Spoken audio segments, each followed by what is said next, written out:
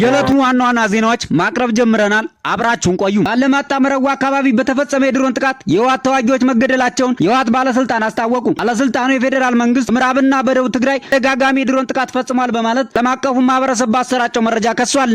ከትናንት በስቲያ በራያ ያለማጣ ወረዳ መረዋ ቀበሌ በትግራይ ኃይል አባላት ላይ ተፈጽሟል በተባለ የድሮን ጥቃት የሰዎች ህይወት ማለፉና በንብረት ላይ ጉዳት መድረሱን የህወሓት ባለስልጣን አማኑኤል አሰፋ ለውጭ መገናኛ ብዙሃን ተናግረዋል።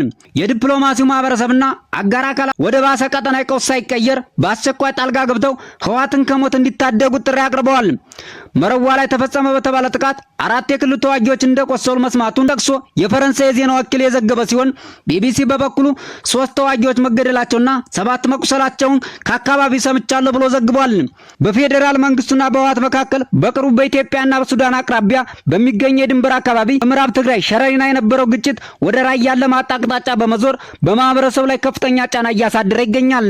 በቢሻንጉል ክልል በመተከል ዞን ግልገል በለስ ከተማ ታጣቂዎች በፈጸሙት ጥቃት ከ18 በላይ ንጹሃን ሰዎች መገደላቸውን የአካባቢው ነዋሪዎች ገለጹ።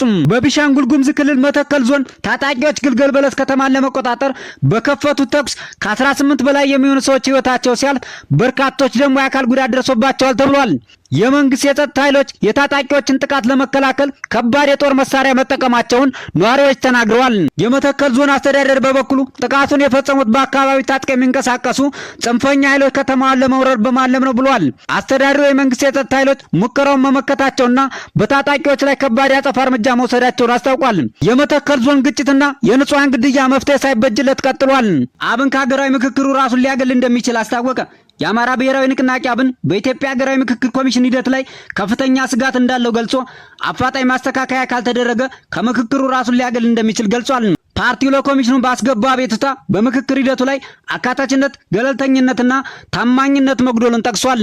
በተለይም ያልተመጣጠነ የተሳታፊዎች ስብጥር፣ የመንግስትና የብልጽግና አመራሮች ያልተገባ ተጽዕኖ፣ የባለሙያዎች የፓናል ገለልተኝነት ማጣት እንዲሁም የአዲስ አበባን ጉዳይ በተደራጀ የቁጥር ብልጫ ለመወሰን የሚደረጉ እንቅስቃሴዎችን ተቃውሟል።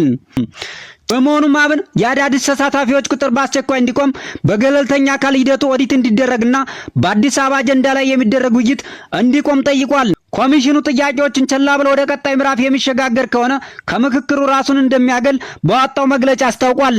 አብን ምክክሩ ከመጀመሩ በፊት ብቸኛ የችግራችን መፍቻ መንገድ ነው እያለ በየሚዲያው ሲለፍ መቆየቱ የሚታወስ ነው። ቻናላችን ሰብስክራይብ በማድረግ ቤተሰብ ይሁኑ።